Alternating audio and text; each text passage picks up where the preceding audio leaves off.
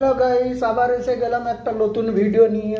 Sweet purple, দেখুন sweet পার্পলটাকে আগে ছিলে নিতে হবে। ছিলে নেওয়ার পরে এটাকে জল দিয়ে বয়েল করতে হবে।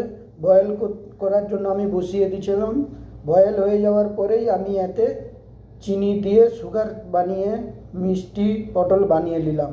মিষ্টি পটল বানাতে দেখুন কীরকম বানানো হয়েছে। বয়েল হয়ে যাওয়ার পরেই আমি দুধ চড়িয়ে দিলাম। 1 লিটার দুধ দিয়েছি। 1 লিটার দুধে 60 গ্রাম চিনি দিলাম। চিনি দিয়ে আমি দুধটাকে গাঢ় করে নিচ্ছি।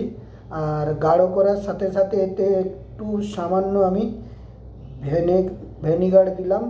ভিনিগার দিয়ে হালকা দানা দানা মতো বানিয়ে নিলাম, যাতে কালাকাঁদের মতো হয়ে যায়। দেখুন দুধটা গাঢ় হয়ে গেছে আর কালাকাঁদের মতো পুরো গাঢ় হয়ে গেছে। প্রায় আমার কালাকাঁদ বানানো রেডি হয়ে এসছে। দেখুন আমার কালাকাঁদ অলমোস্ট হয়ে গেছে।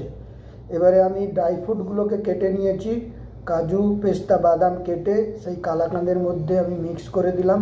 মিক্স করার পরে এতে আমি একটু এলাইচি পাউডার দিলাম।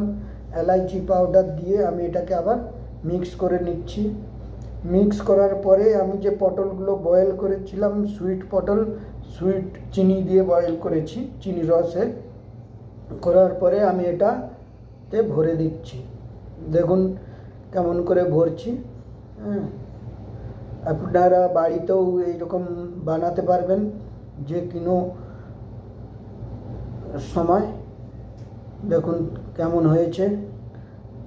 কালাকাঁদ বাজার থেকেও কিনে এনে আপনারা এরকম বানাতে পারবেন যদি দুধ মারতে না টাইম পান।